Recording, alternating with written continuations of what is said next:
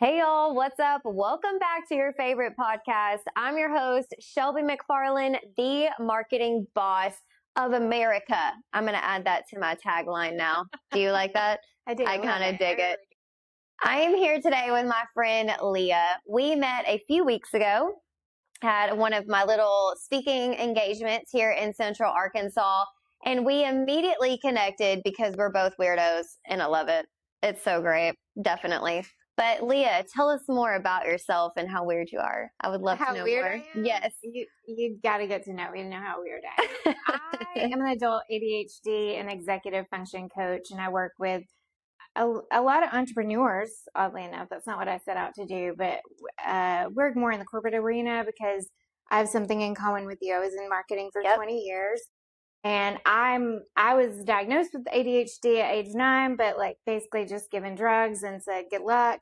So didn't really know much about it. And I left corporate America in 2023 after getting not after, but upon getting diagnosed with the autoimmune disease and needed to de-stress and take a break. And I had wanted to be a coach for about 15 years and moved back to Arkansas from Chicago and thought that wasn't possible.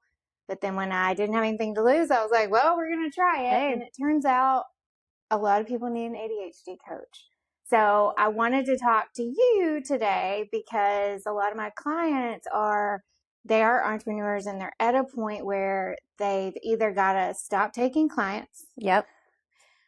Because they're over committing, or they've got to grow their business and start delegating some of these things that are really scary to let go of. And so I know that you've been through this process, so I really wanted to kind of get your perspective on it and kind of start from before you had help and had a team and kind of go from there and talk about like your stressors in that and maybe even hiring, firing, and that kind of stuff.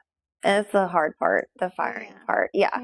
And also hiring. Yes. Yes. Well, and that's a big hiccup for a lot of my clients. Who are like, well, I don't know if we're going to get along. And right. You're not going to know till you know. There's that answer. But I'll start from the beginning. So I started this business 10 years ago. I was 22 years old and not even mature enough to even like have my own apartment, but I did. It's crazy. But yeah. So people trusted me with their marketing. Again, crazy. Wow. Okay. I did my stuff by myself for 2 years. So I just really flew by the seat of my pants. I was like making it up. I didn't know how much to charge. I didn't really know what I was doing.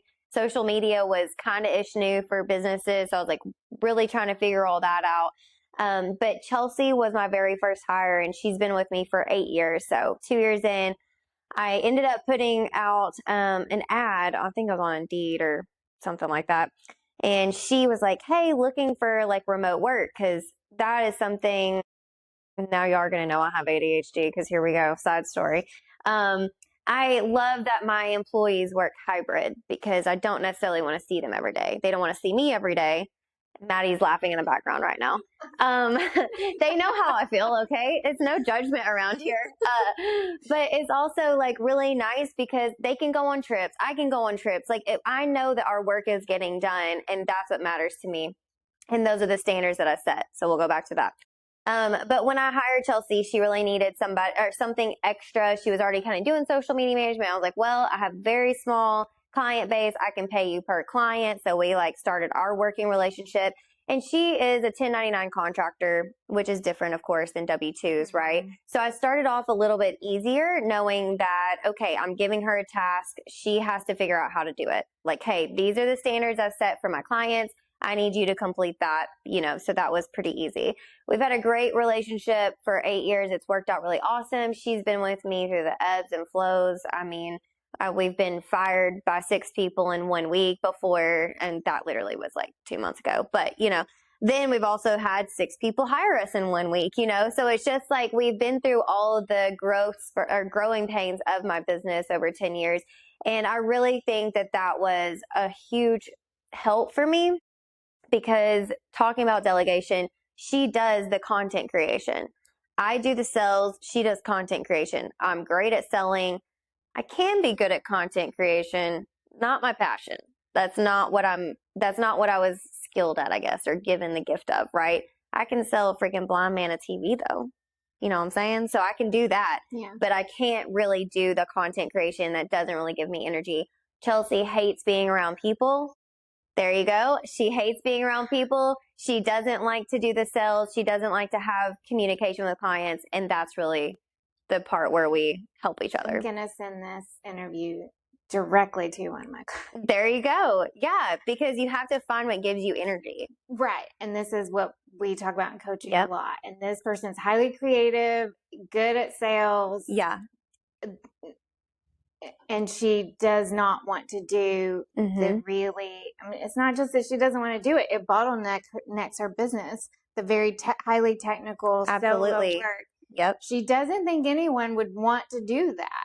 But there's people out there skilled to do it, So, and they love doing that did stuff. you ever have that internal talk of, oh God, like, when you set out to find someone, what was your break?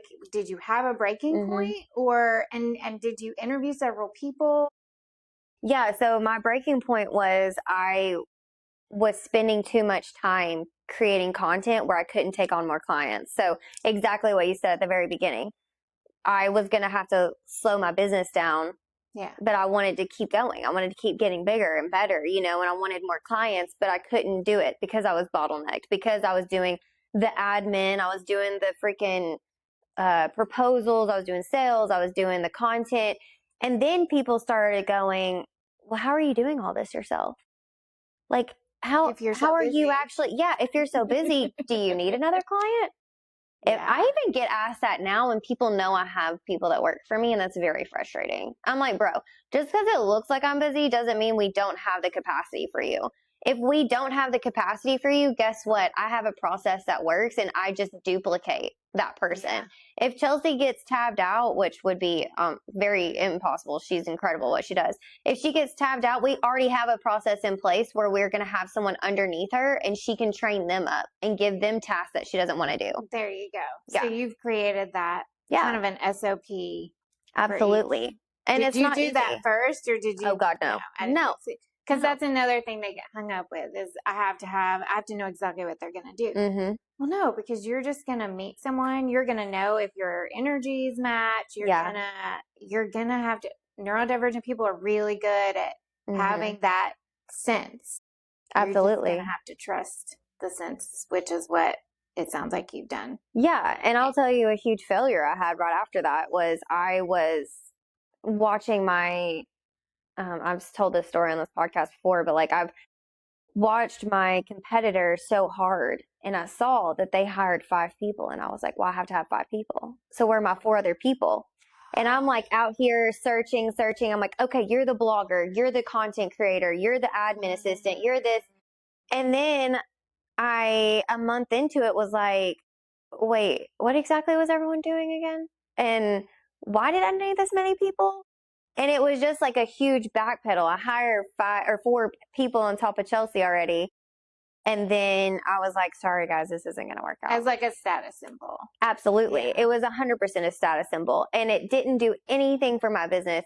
And that's when I hired my business coach, because I was like, I don't know what the hell I'm doing. Obviously, I'm just trying to keep up with people that we're not even the same type of leader. We're not the same. We do the same services, but we don't have the same type of clientele, the same business. Like, we don't have the same business model. And so I was just trying to find something that was working for someone else rather than figuring out what works for me. Less is more. Absolutely. And ever since then, like COVID was like the next year or the year after that. And then I was like, okay, I had my baby. So then I was like, okay, I think I'm ready to start building a little bit more, hiring someone. And I put more thought into it at that time. I was like,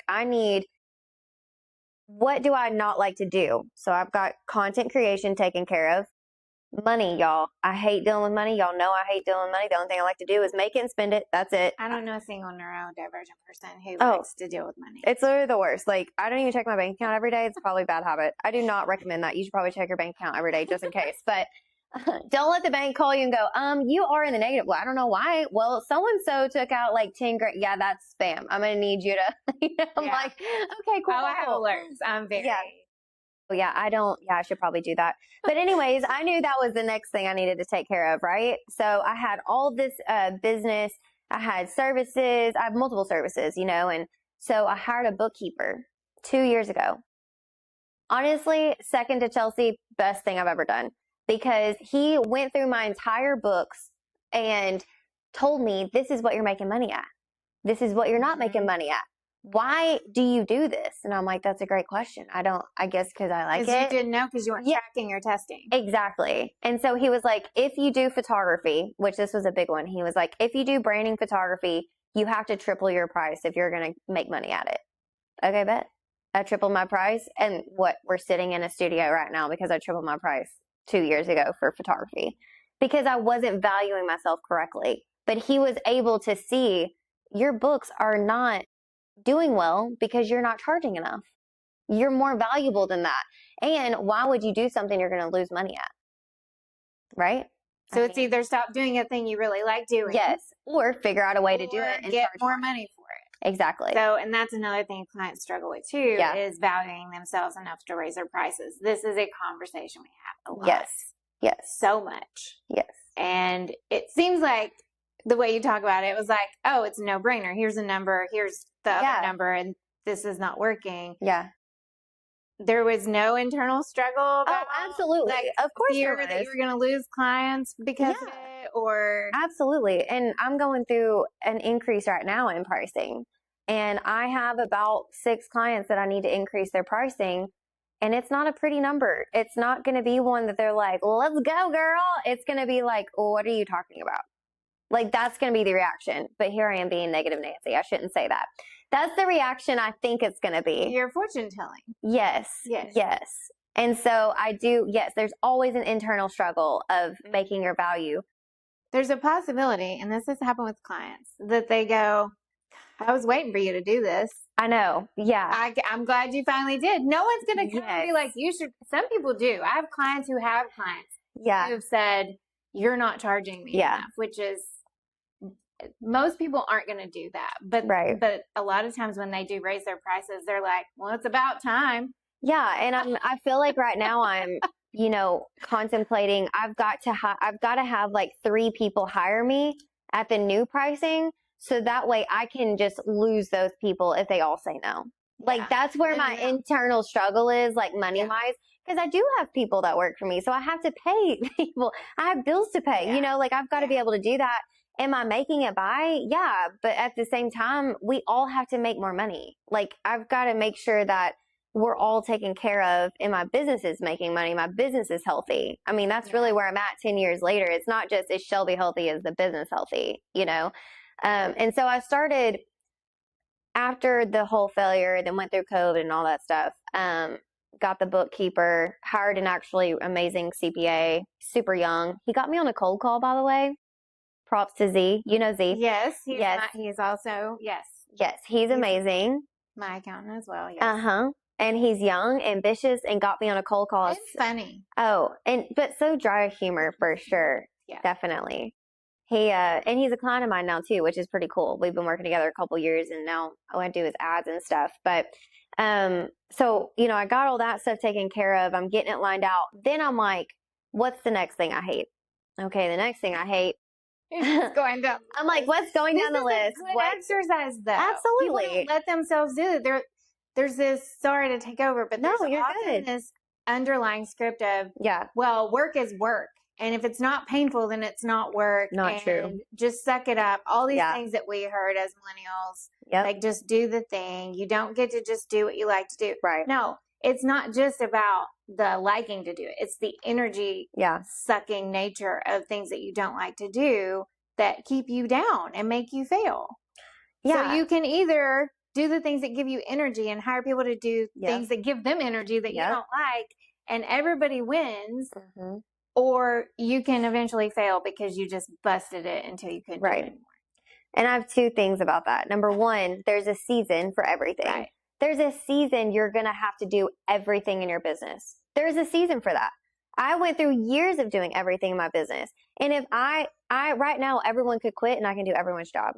Like, I think that that's important. As a business owner, you have to know how to do their jobs, right? Yeah. Now, do I like to do it? Absolutely not. But can I do it? Yes, I can.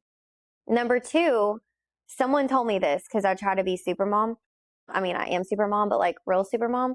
And I thought I could work all day with my baby at home. Like I thought that was like a used to thing. think that too. That's why I was going to do marketing. Like Yeah, I was like, right. I can Yeah. do both things at the Like same time. my schedule's super flexible. I can like feed a baby, take care of a baby, hold the baby, nap the baby. I can do all of that. While she's napping, I'm going to work. But little did I know she was only going to nap in my arms because we have really bad attachment issues, still do at 5 years old. But at the same time, I was told by somebody, and it stung a little bit, but this is going to help you a lot. She said, "Why are you taking away the opportunity for someone else to show their gift, to share in their gift?" I'm so I glad was you brought like, this up. yeah, because she goes, "You need to put her into Mother's Day out, daycare, whatever, because that is their calling, and you are not allowing them to bless your child with their calling." And I was like, I'm the worst mom ever. And that works across everything. Yeah. And socialization for kids is, and we could get on a Absolutely. whole nother podcast on this, but Yeah. hyper, what is it? Independence Mm-hmm. that almost every neurodivergent person, I think a lot of humans have it, but I agree. I have to do everything. I can't ask Yeah. for help, or don't even acknowledge that they need to ask for help. It's more like it with my clients. They don't realize they need help. It is taking the gift away from someone else, and it also takes away the ability to connect and really bond. Yep. And I have a whole story about my dad regarding that. Probably need to just do a live or something on it. Yeah, that would be cool. Yeah, it's really good. And it is important because whenever people give us over their marketing, they're allowing us to share what we can do for them and to be able to do that. Now, are they able to do their social media? I'm sure they are. Most of our clients aren't, but some of them are able to do it. But let's take Adrienne for an example. She did her social forever. And I finally was like, can we just do it already? I mean, it's not like I'm her best friend or anything, Adrienne. But, I'm like, can we just do it for you already? She literally does not have to touch social media and she gets to focus on everything else. And her business is thriving because she took this one little thing that was sucking her energy. This is what we're going to talk about. Yeah, I'm about to do Leah's too. It does sucking her energy, and now she's able to put that into her creative space. She's already a creative as an interior designer. She was using all of her creative energy doing social media. That's not making her money. What's making her money is creating spaces, beautiful places for people. And I think that that is something that people don't think about with marketing is, oh, it's just social media. It's like, no, it's sucking your energy. Yeah. And if you're like you said, when you first started and you need to grow your company, it's the same as when people need to delegate their marketing responsibilities. Yeah. If you're spending all your time doing those things, you can't help more people do blank thing that you're doing, whether it's a service or you're providing a product. You can't do as much of that. Yes, exactly. So. And that's the whole point of you and your business is finding that one thing. So this is my whole idea around this subject. You find the one thing you love to do. I really wouldn't say I love sales, but anyways, out of the whole list, sales is like, I'm really great at it. What do I really love to do? I love to speak, educate, all of that, right? So that's where I'm moving. But right now on my list of to-dos, I love to sell. I hate creating content. So I got people that do that, right?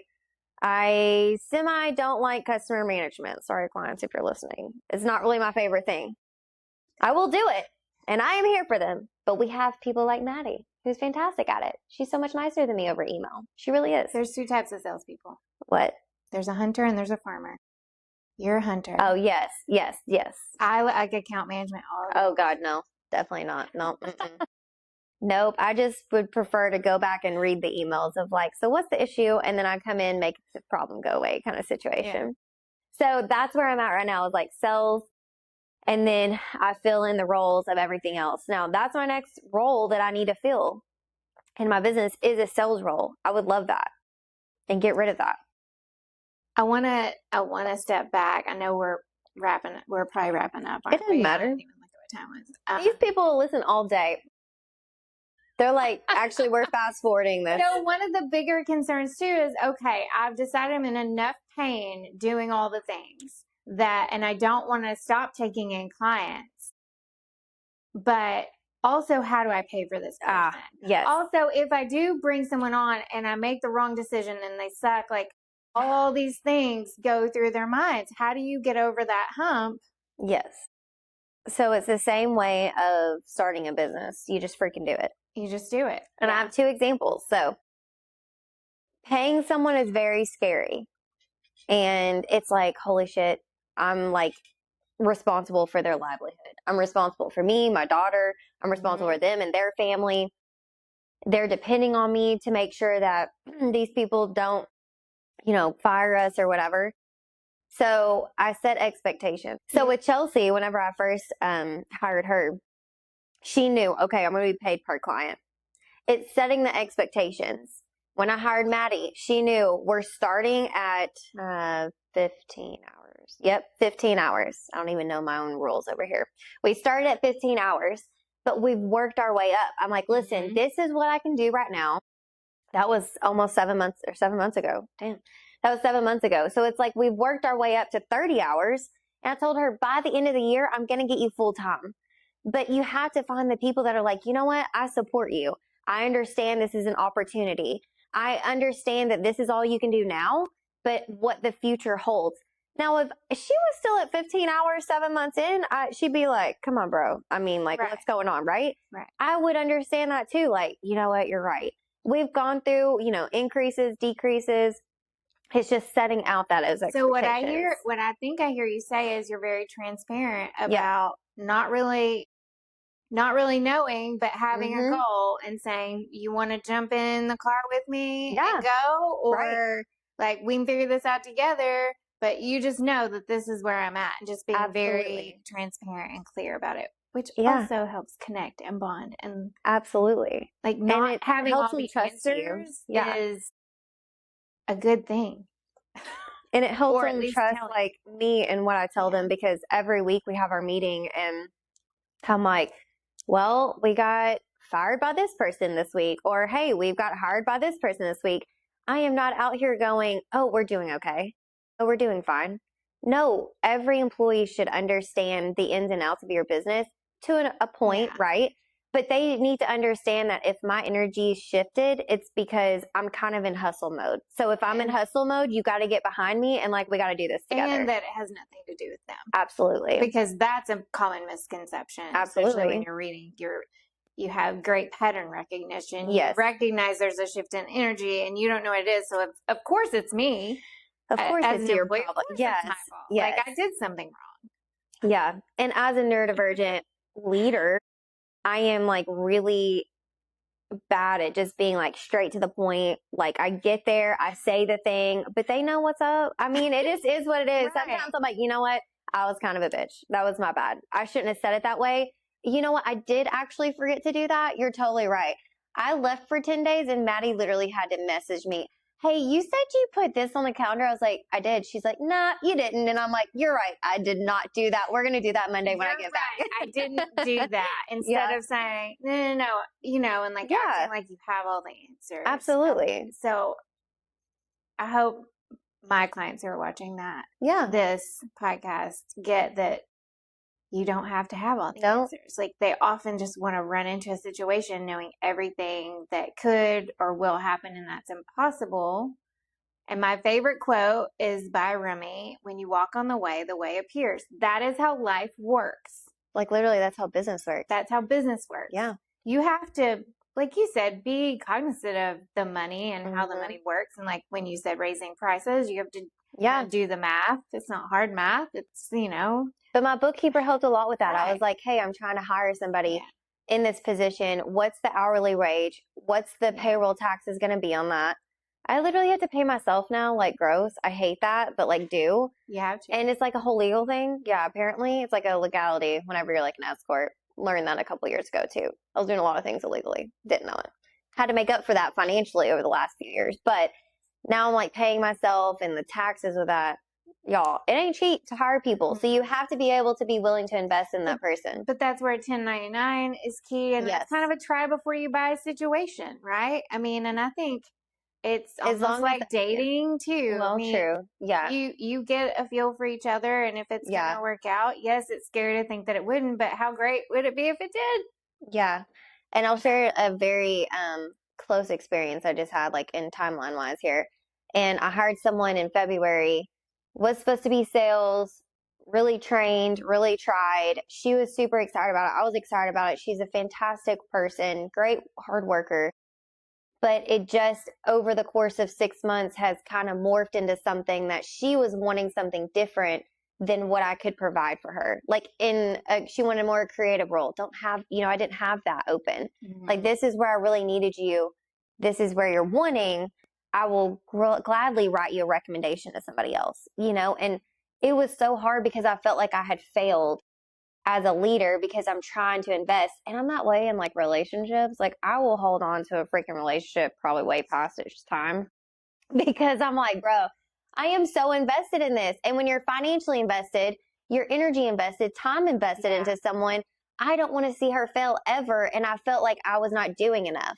And that's just me as a person. So there's lots of different leaders out there that could give two shits about their people, which not a great leader, but it is a concern that you take someone on and it doesn't work out and then you feel like a failure. Absolutely. And I think it's okay that I felt like a failure because it means I'm not like a cold-hearted bitch that I thought I was. So that's really great.